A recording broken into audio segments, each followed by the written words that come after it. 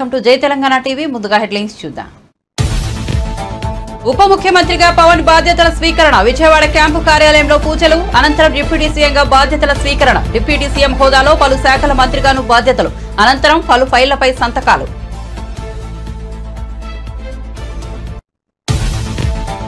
హోంమంత్రిగా బాధ్యతలు స్వీకరించిన వంగల్పూడి అనిత. బ్లాక్ 2లో ప్రత్యేక పూజల అనంతరం బాధ్యతల స్వీకరణ. మంత్రి అనితకు వేద పండితుల ఆశీర్వచనాలు. బొకేలు అందించి ఆమెకు శుభాకాంక్షలు తెలిపిన పార్టీ నేతలు, ఉన్నతాధికారులు.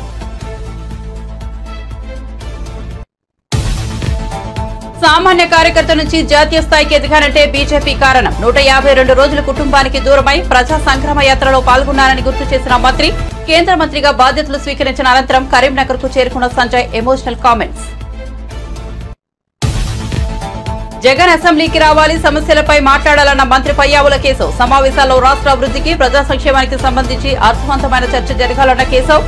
చంద్రబాబు సారథ్యంలో జవాబుదారీతనంతో కూడిన పారదర్శక పాలన అందిస్తామని హామీ. గత ప్రభుత్వం గృహ నిర్మాణ నిధులను దుర్వినియోగం చేసిందని మంత్రి కీలక వ్యాఖ్యలు. జగనన్న కాలనీలకు నిధులని కేంద్రమేనన్న మంత్రి కొలుసు పార్థసారథి.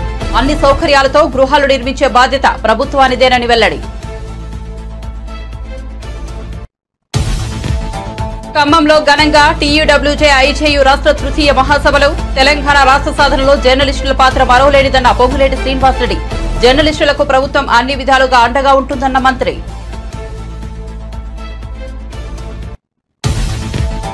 హరీష్ రావుకు డిప్యూటీ సీఎం బట్టి విక్రమార్క కౌంటర్. గత 10 ఏళ్ల పాలనను హరీష్ రావు మర్చిపోయారా అని ప్రశ్న. బీఆర్ఎస్ ప్రభుత్వంలో జరిగిన సంఘటనలు చూస్తే కడుపు తరుక్కుపోతుందని వెల్లడి.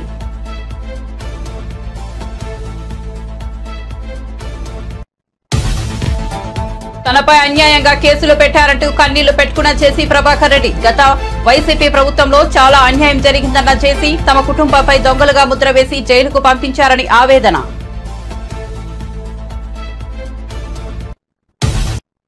ఇక వార్త వివరాల్లోకి వెళ్తే, ఇటీవల జరిగిన సార్వత్రిక ఎన్నికల్లో తిరుగులేని విజయం సాధించిన జనసేన చీఫ్ పవన్ కళ్యాణ్ ఆంధ్రప్రదేశ్ ఉప ముఖ్యమంత్రిగా బాధ్యతలు స్వీకరించారు. అనంతకుముందు విజయవాడలోని క్యాంపు కార్యాలయంలో ప్రత్యేక పూజలు చేశారు. డిప్యూటీ సీఎం హోదాలో పంచాయతీరాజ్, గ్రామీణాభివృద్ధి, పర్యావరణ, అటవీ, శాస్త్ర సాంకేతిక శాఖల మంత్రిగాను బాధ్యతలు స్వీకరించారు. అనంతరం పలు ఫైళ్లపై మంత్రి హోదాలో సంతకాలు చేశారు. బాధ్యతలు చేపట్టిన పవన్ కు అధికారులు, ఎమ్మెల్యేలు అభినందనలు తెలిపారు. మంత్రులు నాదెండ్ల మనోహర్, కందుల దుర్గేష్, ఎంపీ తంగెళ్ల ఉదయ్ శ్రీనివాస్, ఎమ్మెల్యే వంశీకృష్ణ శ్రీనివాస్ యాదవ్, పిఠాపురం మాజీ ఎమ్మెల్యే వర్మ తదితరులు పవన్ ను కలిశారు.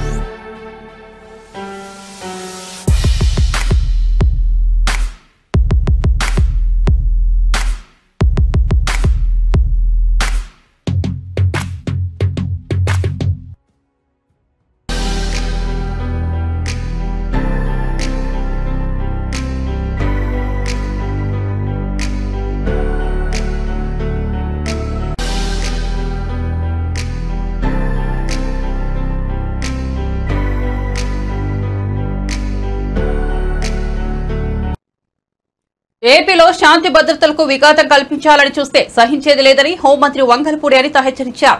హోంమంత్రిగా సచివాలయంలో బుధవారం ఆమె బాధ్యతలు స్వీకరించారు. అనంతరం మీడియాతో మాట్లాడుతూ 100 రోజుల యాక్షన్ ప్లాన్ తో ముందుకెళ్లనున్నట్లు తెలిపారు. గంజాయి, డ్రగ్స్ రవాణా తగ్గించడమే లక్ష్యంగా పనిచేస్తామన్నారు. పోలీసుల్లో గత ప్రభుత్వ ఆలోచనలతో ఉన్నవారు పక్కకు తప్పుకోవాలని కోరారు. తప్పు చేసిన వారికి శిక్ష తప్పదని హెచ్చరించారు.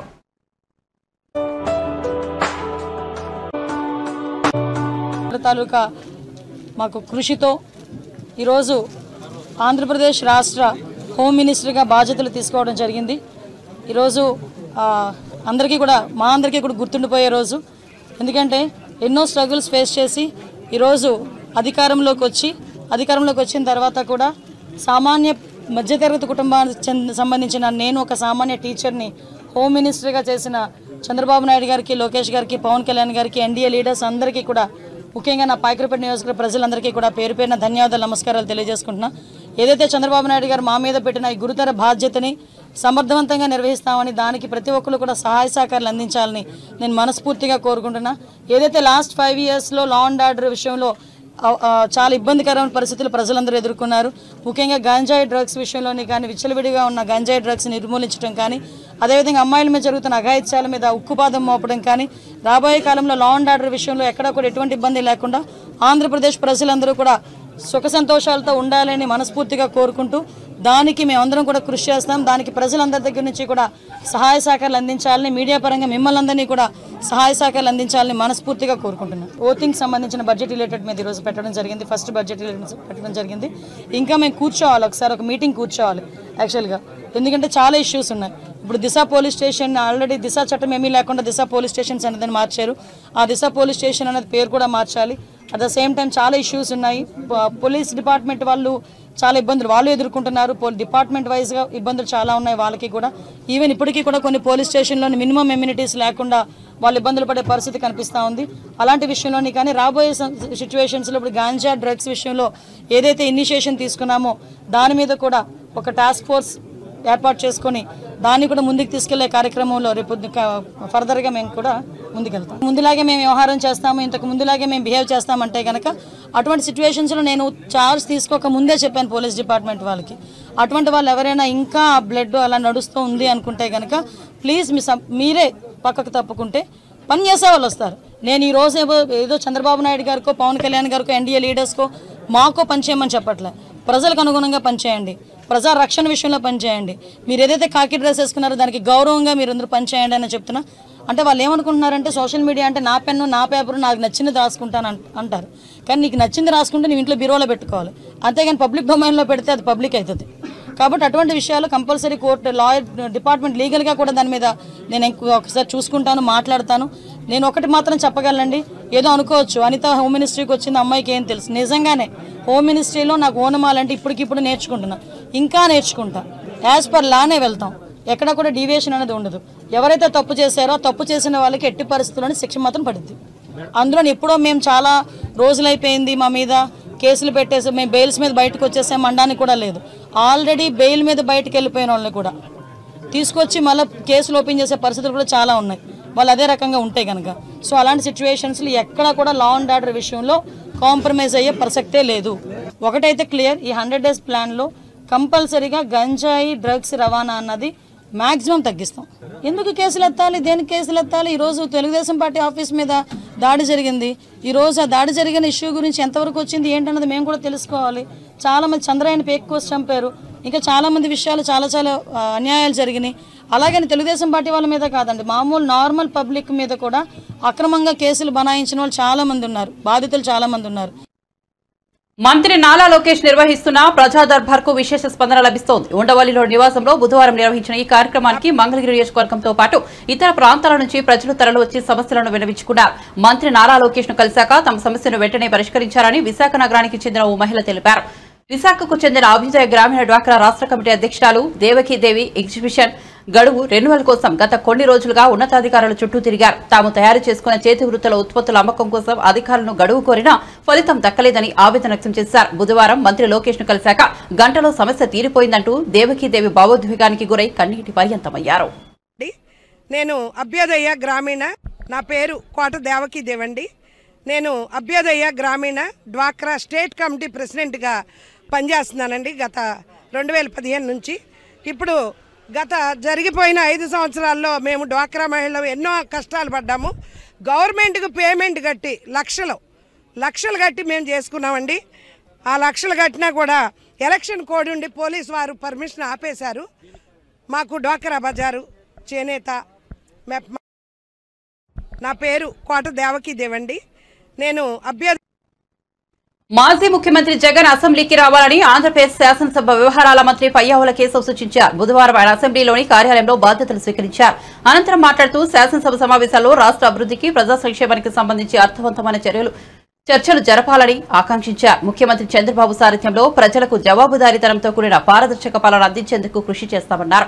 జగన్ సభకు వచ్చి ప్రజా సమస్యపై మాట్లాడాలని కోరుకుంటున్నారని పేర్కొన్నారు. ఇప్పుడు సభలో స్వపక్షమైన విపక్షమైన తామే అన్నారు. ప్రజల కోసం ఏ పాత్ర పోషించడానికైనా సిద్ధంగా ఉంటామన్నారు. బాధ్యతలు స్వీకరించిన తర్వాత ఈ నెల 21, 22 తేదీల్లో అసెంబ్లీ నిర్వహణ నేపథ్యంలో ఇందుకు సంబంధించిన దస్త్రాలపై సంతకాలు చేశారు. అనంతరం సమావేశాల నిర్వహణ తదితర అంశాలపై అధికారులతో సమీక్ష నిర్వహించారు. ఎన్టీఆర్ చిత్రపటం వద్ద నివాళులర్పించారు.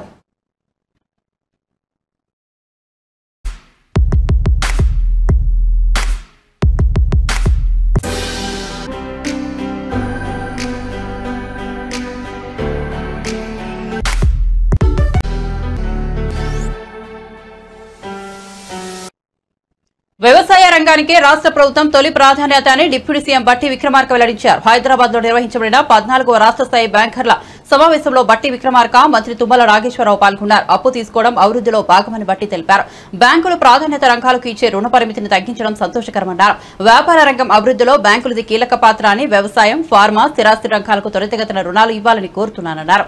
అలాగే మాజీ మంత్రి హరీష్ రావుకు బట్టి విక్రమార్క కౌంటర్ ఇచ్చారు. గత 10 ఏళ్ల పాలనను హరీష్ రావు మర్చిపోయారా అంటూ ఎద్దేవా చేశారు. బీఆర్ఎస్ పాలనలో జరిగిన సంఘటనలు చూస్తే కడుపు తరుక్కుపోతోందని, రాష్ట్రంలో లా అండ్ ఆర్డర్ తమ ప్రభుత్వం ఫస్ట్ ప్రియారిటీ అని వెల్లడించారు. అవాంఛనీయ సంఘటనలకు పాల్పడే వ్యక్తులకు మాత్రం ఉక్కుపాదంతో అణిచివేసి కఠిన చర్యలు విధిస్తామని హెచ్చరించారు.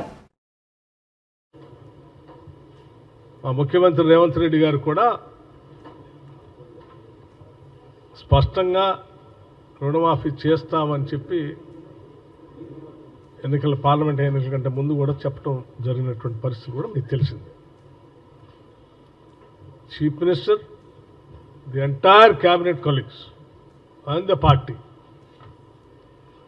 fully committed towards the waiving of the crop loans. రుణమాఫీ మేము చేస్తామని చెప్పిన మాటని తూచా తప్పకుండా అమలు చేస్తాం కూడా. ఎవరికైనా సందేహాలు ఉంటే, లేకపోతే ఎవరికైనా రాజకీయ పరమైన ఆలోచనలు ఉంటే వాళ్ళ ఆలోచనలు వాళ్ళు చేస్తూనే ఉండమని చెప్పండి. మేము చేసే పని మాత్రం స్పష్టంగా చేస్తాం. ద వే రైతు బంధు ఏరో అని ప్రచారం చేస్తే చూపించాం. అట్లాగే రుణమాఫీ కూడా మీ ఆలోచనలు మీకు ఉండొచ్చు. మీరు ₹1,00,000 రుణమాఫీ చేస్తా అని చెప్పి 5 ఏళ్ళు చేయకుండా తాత్సారం చేసి మీలాగనే మిగతా పార్టీలు కూడా ఉంటాయని మీరు ఊహించుకుంటుండొచ్చు. కానీ మేము అలా ఉన్నాం, చేస్తాం, తప్పనిసరిగా చేస్తాం. Will do that.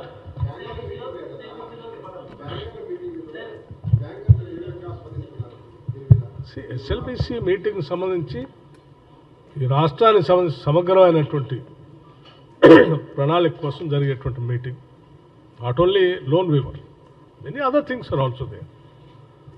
సో ఆ లెండింగ్ సంబంధించి సమావేశం జరిగింది. అందులో స్పష్టంగా వాళ్ళు చెప్పాల్సింది. జగన్ ప్రభుత్వంలో పథకాలన్నీ నేతి బీరకాయ తరహాలోనే అమలయ్యాయని మంత్రి కొలుసు పార్థసారథి అన్నారు.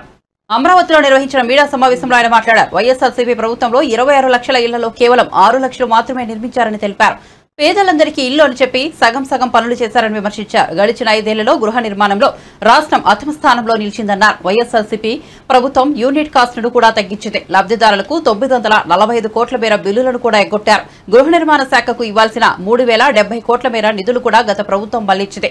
పెండింగ్లో ఉన్న ఇళ్ల నిర్మాణం పూర్తి చేసే బాధ్యత టీడీపీ ప్రభుత్వం తీసుకుందన్నారు. కేంద్ర ప్రభుత్వం ఇచ్చే నిధులు దారి మళ్లించడంతో పాటు రాష్ట్ర వాటాగా ఇవ్వాల్సిన నిధులు ఇవ్వలేదు. గడిచిన 5 ఏళ్లలో పశ్చిమ బెంగాల్లో 45 లక్షల ఇళ్లు నిర్మించారన్నారు. ఏపీలో కేవలం 6.08 లక్షల ఇళ్లు మాత్రమే కట్టగలిగారు. లేఅవుట్లలో సదుపాయాల కొరత ఉంది. మళ్లించిన నిధులు దేనికి వాడారన్నది ప్రస్తుతం ప్రశ్నగా మిగిలిందన్నారు. ఆ నిధులు రిషికొండ ప్యాలెస్ కు మళ్లించారా లేదా ఇతర అంశాలకైనా అని తెలుస్తామన్నారు.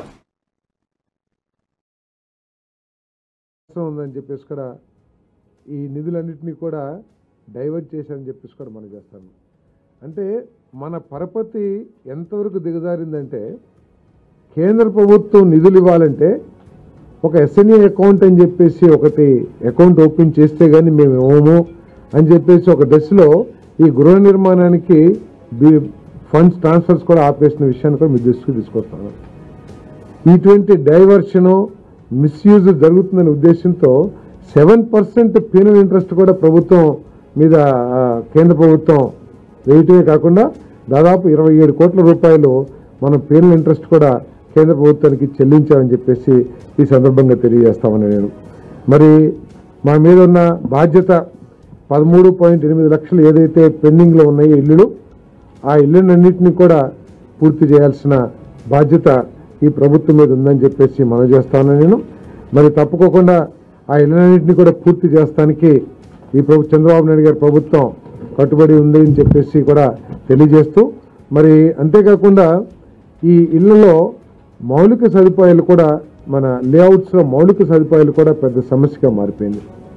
గత ప్రభుత్వం చంద్రబాబు నాయుడు గారి ప్రభుత్వం ఈ మున్సిపాలిటీస్కి అతి దగ్గరలో ల్యాండ్ ఎక్విజిషన్ చేసి టిట్కో ఇళ్ళు ప్రారంభిస్తే, ఈ ప్రభుత్వంలో ఈ లేఅవుట్లని నివాసయోగ్యం లేని ప్రాంతాల్లో, నిర్మాణానికి అనువుగా లేని ప్రాంతాల్లో ఈ సైట్స్ని ఈ ల్యాండ్ ఎక్విజిషన్ చేయటం మూలంగా ఈ స్కీమ్ కుంటుపడిందని చెప్పేసి కూడా మీ అందరికీ మనం చేస్తాను నేను. ఎందుకంటే చాలా చోట్ల చెరువుల్ని ఎక్వైర్ చేశారు, కొండ వాడు ప్రాంతాలని ఎక్వైర్ చేసేసారు, శ్మశానాలు పక్కన ఎక్వైర్ చేశారు.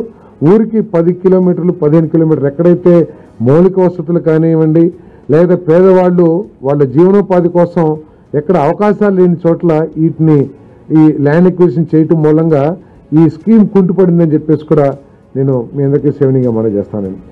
మరి ఈ ఇన్ఫ్రాస్ట్రక్చర్ డెవలప్మెంట్ కోసం ప్రత్యేకంగా మరి ల్యాండ్ లెవెలింగ్ కానివ్వండి, లేదా రోడ్స్ కానివ్వండి, వీటికి కేంద్ర ప్రభుత్వ సహకారంతో, మరి ముఖ్యమంత్రి గారి సహకారంతో పంచాయతీరాజ్ నిధులు సేకరించి ఖమ్మంలో టీయూడబ్ల్యూజే ఐజేయు రాష్ట్ర తృతీయ మహాసభలు ఘనంగా జరిగాయి. ఈ మహాసభలకు మంత్రి Ponguleti Srinivasa Reddy, media academy chairman Srinivasa Reddy హాజరయ్యారు. ఈ సందర్భంగా నేతలు, జర్నలిస్టులు ఇటీవల కన్నుమూసిన మీడియా మోఘల్ రామోజీరావుకు ఘన నివాళులు అర్పించారు. అనంతరం మంత్రి పొంగులేటి మాట్లాడుతూ తెలంగాణ రాష్ట్ర సాధనలో జర్నలిస్టుల పాత్ర మరవలేదన్నారు. గత ప్రభుత్వ 10 ఏళ్ల పాలనలో జర్నలిస్టులకు చేసిందేమీ లేదని విమర్శించారు. గతంలో హైదరాబాద్ జర్నలిస్టులకు కేటాయించిన ఇళ్ల స్థలాలను అతి త్వరలోనే అందజేస్తామన్నారు. అలాగే ఖమ్మం జిల్లా జర్నలిస్టుల ఇళ్ల స్థలాల సమస్యను త్వరలోనే పరిష్కరిస్తామని హామీ ఇచ్చారు. ఇక అక్రిడేషన్ కార్డులో మరో 3 నెలలు పొడిగిస్తున్నట్లు తెలిపారు. హెల్త్ కార్డుల అంశంపై ముఖ్యమంత్రితో చర్చించిన తర్వాత నిర్ణయం తీసుకుంటామన్నారు. జర్నలిస్టులకు కాంగ్రెస్ సర్కార్ అన్ని విధాలుగా అండగా ఉంటుందని మంత్రి పొంగులేటి చెప్పారు. కొన్ని కోర్టులో ఉన్న కారణంగా జీవోలు ఇచ్చినా అది ఇంప్లిమెంటేషన్ జరగలేదు. ఆ కోర్టుకు సంబంధించినవి కూడా గత ప్రభుత్వంలోనే జడ్జిమెంట్ వచ్చినా ఏదో వంక చేసి కాలయాపన తెచ్చుకున్న తెలంగాణ కోసం పోరాటం చేసిన, ఇందాక శేఖరన్న చెప్పినట్లు పోరాటం చేసిన అందరితో పాటు అదే గాడికి కట్టేశారు జర్నలిస్టులని ఆనాటి ప్రభుత్వం. ఈ తెలంగాణ రాష్ట్ర సాధనలో మీ పాత్ర ఎంతున్నది అన్నది ఈనాడు తెలంగాణ ప్రజలందరూ ఎవరు కూడా మర్చిపోరు. దాంట్లో భాగంగా గడిచిన 10 సంవత్సరాల్లో ఈ తెలంగాణ తెచ్చుకున్న తెలంగాణలో తెలంగాణ ప్రజలు ఎంత సుఖపడ్డారు, దాంట్లో జర్నలిస్టులు ఎంత ఆనందపడ్డారో నాకు కానీ, ఈ ప్రభుత్వంలోని ముఖ్యమంత్రిగా ఉన్న రేవంత్ రెడ్డి గారికి కానీ, ఈ ప్రభుత్వానికి కానీ, ఈ తెలంగాణ ప్రజలకు కానీ తెలియంది కాదు.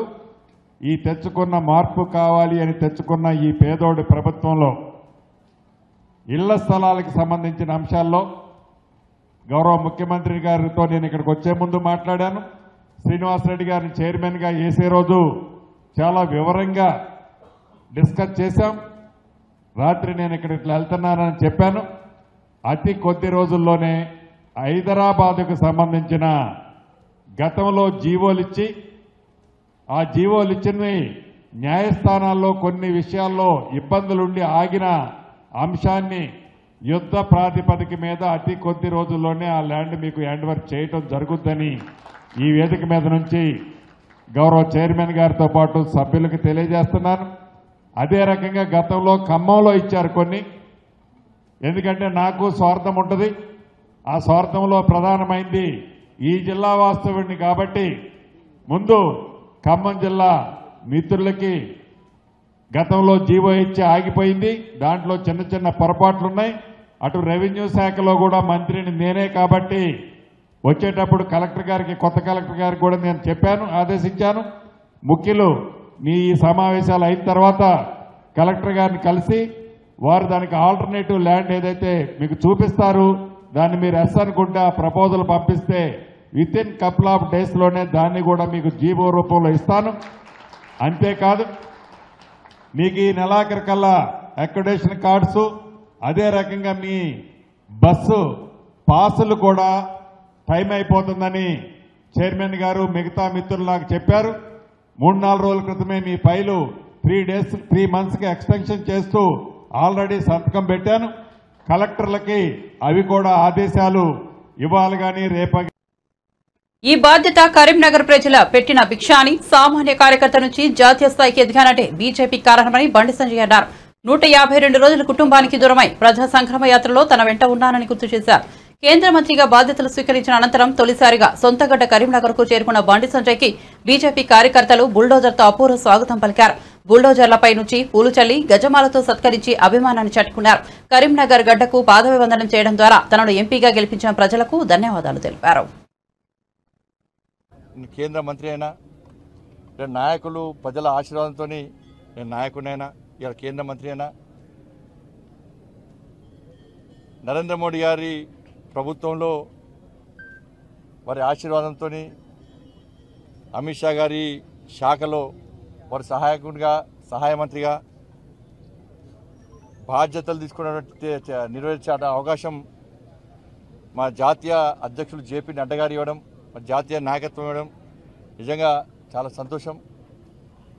ఆ తల్లి అమ్మవారి దయతోని ఈరోజు ఈ స్థాయిలో ఉన్న నేను ఒక కార్పొరేటర్ స్థాయి నుంచి వాళ్ళ కేంద్ర సహాయ మంత్రి స్థాయికి ఎదిగిన అంటే ఇది కేవలం భారతీయ జనతా పార్టీలో మాత్రమే సాధ్యం.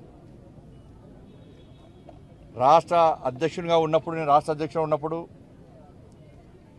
ఈ తెలంగాణ రాష్ట్రంలో బీఆర్ఎస్ పార్టీ ప్రభుత్వం భారతీయ జనతా పార్టీ కార్యకర్తల మీద ప్రయోగించినటువంటి లాఠీ చార్జ్, లాఠీ దెబ్బలకు ఇలా నాకు గుర్తింపు వచ్చింది. తెలంగాణ రాష్ట్రంలో బీఆర్ఎస్ పార్టీ మూర్ఖత్వ పాలనకు వ్యతిరేకంగా నా కార్యకర్తలు జైలుకు పోయిన సందర్భంలో దాని షీట్స్, కమ్యూనల్ షీట్లు, గృహ నిర్బంధాలు చేసిన సందర్భంలో కార్యకర్తల వల్ల నాకు ఇలా గుర్తింపు వచ్చింది.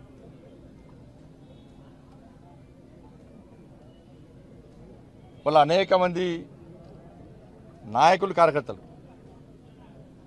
ఇలా ప్రజా సంగ్రామ యాత్ర చేపడుతుంటే దాదాపు 150 రోజుల పాటు వాళ్ళ కుటుంబాలకు దూరమై వాళ్ళ సొంత పనులు పక్కబెట్టి మోడీ గారి యొక్క ఆశీర్వాదంతో, మా జేపీ నడ్డా గారి యొక్క ఆదేశం మేరకు మేము తెలంగాణ రాష్ట్రంలో నిర్వహించిన ప్రజా సంగ్రామ యాత్రలో నా అడుగులో అడిగేసి ఇవాళ నాకు చేదోడు వాదోడు ఉన్నటువంటి ప్రజా సంగ్రామ యాత్రలో పాల్గొన్నటువంటి కార్యకర్తల యొక్క కష్టమే వాటి వల్లనే నాకు ఈరోజు ఈ బాధ్యత, ఈ గుర్తింపు వచ్చింది. అందుకే ఇది కార్యకర్తలకు అంకితం. ఈ బాధ్యత కూడా, ఈ పదవి కూడా కార్యకర్తలకు అంకితం. ఆ రోజు కార్యకర్తలు అంత అగ్రెసివ్గా కొట్టాడుకుంటే, కార్యకర్తలు జైలుకు పోకుంటే. బస్సుల కొనుగోలు విషయంలో వైఎస్ఆర్సీపీ ప్రభుత్వం తమను దొంగలుగా చిత్రీకరించి జైలుకు పంపారని మాజీ ఎమ్మెల్యే జేసీ ప్రభాకర్ రెడ్డి తీవ్రస్థాయిలో మండిపడ్డారు. వైఎస్ఆర్సీపీ ప్రభుత్వంలో ఐపీఎస్ సీతారామాంజనేయులు, అప్పటి మంత్రి పేర్ని నాని, డీటీసీ శివరాంప్రసాద్ ఆదేశాలతో వేధించారని ధ్వజమెత్తారు. 10 రోజుల్లో అధికారులు తనకు న్యాయం చేయాలని డిమాండ్ చేశారు. లేదంటే ఎస్పీ కార్యాలయం, డీటీసీ ఆఫీస్ ముందు తాను, తన కుటుంబ సభ్యులు నిరాహార దీక్ష చేస్తామని జేసీ ప్రభాకర్ రెడ్డి హెచ్చరించారు. బస్సులు దొంగవి తెచ్చినామని, ఇది పంజాబ్ గవర్నమెంట్, ఇది మా మెడ్రాస్ గవర్నమెంట్ ఉంది. పంజాబ్ గవర్నమెంట్లో 7,000 బండ్లు అమ్మినారు. సుప్రీంకోర్టు రూల్ జడ్జిమెంట్ ఏముంది, after April 1, 2017 manufacturer or agent can't sell the vehicle in India.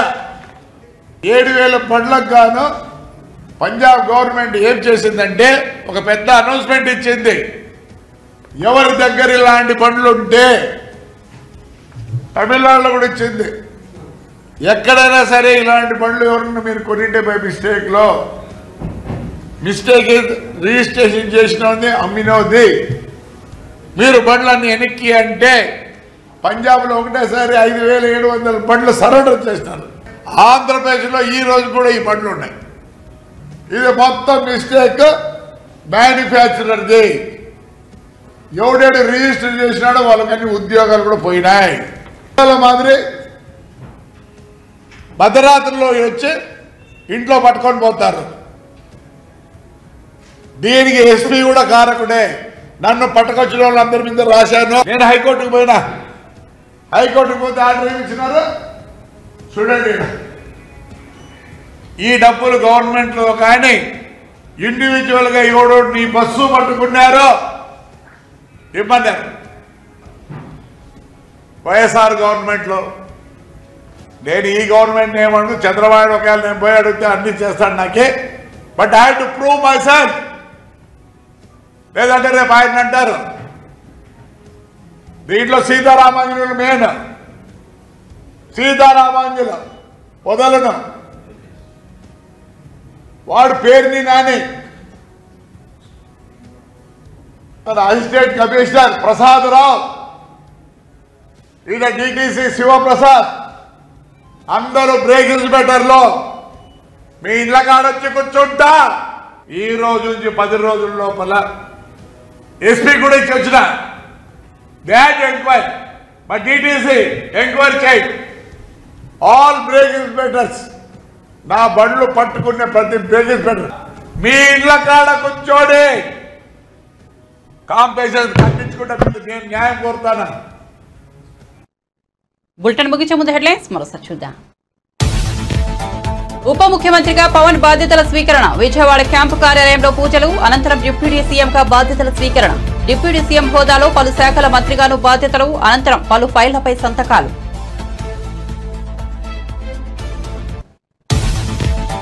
హోంమంత్రిగా బాధ్యతలు స్వీకరించిన వంగలపూడి అనిత. బ్లాక్ 2లో ప్రత్యేక పూజల అనంతరం బాధ్యతల స్వీకరణ. మంత్రి అనితకు వేద పండితుల ఆశీర్వచనాలు. బొకేలు అందించి ఆమెకు శుభాకాంక్షలు తెలిపిన పార్టీ నేతలు, ఉన్నతాధికారులు.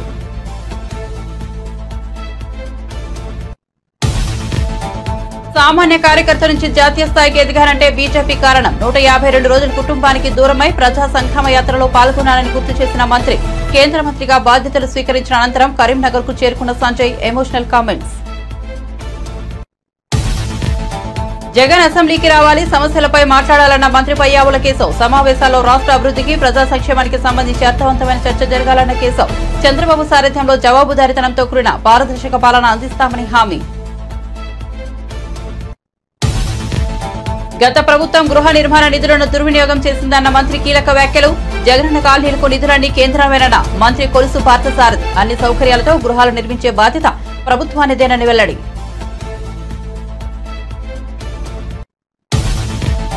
ఖమ్మంలో ఘనంగా టీయూడబ్ల్యూజే, ఐజేయూ రాష్ట్ర తృతీయ మహాసభలు. తెలంగాణ రాష్ట్ర సాధనలో జర్నలిస్టుల పాత్ర మరోలేనిదన్న పొంగులేటి శ్రీనివాసరెడ్డి. జర్నలిస్టులకు ప్రభుత్వం అన్ని విధాలుగా అండగా ఉంటుందన్న మంత్రి.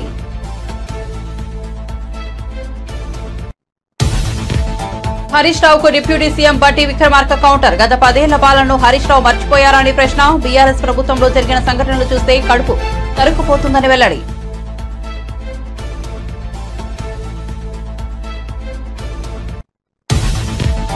తనపై అన్యాయంగా కేసులు పెట్టారంటూ కన్నీళ్లు పెట్టుకున్న చేసి ప్రభాకర్ రెడ్డి. గత వైసీపీ ప్రభుత్వంలో చాలా అన్యాయం జరిగిందన్న చేసి తమ కుటుంబంపై దొంగలుగా ముద్ర వేసి జైలుకు పంపించారని ఆవేదన.